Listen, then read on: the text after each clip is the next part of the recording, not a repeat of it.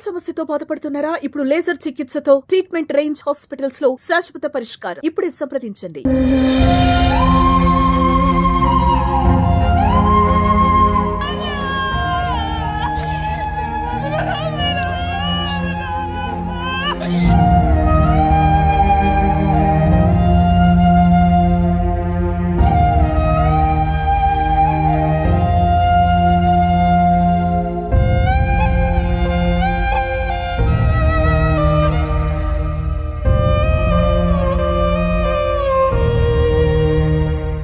మహబూబాబాద్ జిల్లాలో గత అర్ధరాత్రి పూట ఒక దారుణం చోటేసుకుంది. ఒక వ్యక్తిని అంటే 42 సంవత్సరాల పాదశాఖ వ్యక్తి మొత్తం అది కిరాతకంగా చంపిన సందర్భంలో పోలీసులు సమాచారం అందుకున్నారు. పోలీసులు ఉదయం వచ్చి ఇక్కడ ఇంట్రాగేషన్ పూర్తి చేస్తున్నారు.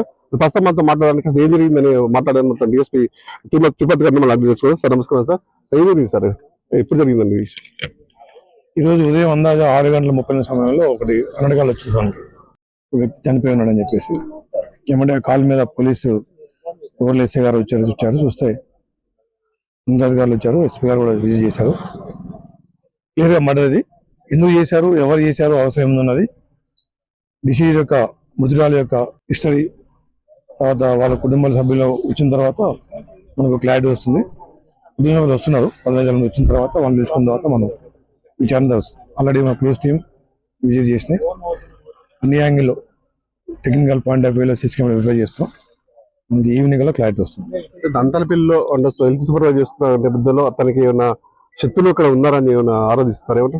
అవన్నీ కూడా విచారణ జరుగుతుంది. విచారణ జరగకుండా మనం ఎటువంటి మనం చెప్పలేము. ఇప్పుడే మనకి తెలిసింది కాబట్టి విచారణ చేస్తున్నాం. ప్రస్తుతానికి సుమన్ టీవీతో వాళ్ళ బంధువులు కొంత మాట్లాడినప్పుడు కూడా గతంలో ఒక బీపీఎల్లో తను పనిచేస్తున్నప్పుడు ఇలాంటి అటాక్ ఒకసారి జరిగింది, ఇప్పుడు మళ్ళీ జరిగింది అనే యాంగిల్ బంధువులు సేకరించారు. బంధువులతో మేము మాట్లాడితే చెప్తాను. ఓవరాల్ గా అంటే దీంతో ఎట్లా గొడ్డలతో చంపారనుకుంటారు లేకపోతే ఏ విధంగా జరిగింది? 10 ఆయుధం గొడ్డల కథ 10 ఆయుధంతో దెబ్బలను బట్టి ఒక 10 ఆయుధంతో దాడి చేయడం జరిగింది. ఉరికిచ్చి చంపారనుకుని అంటున్నారు.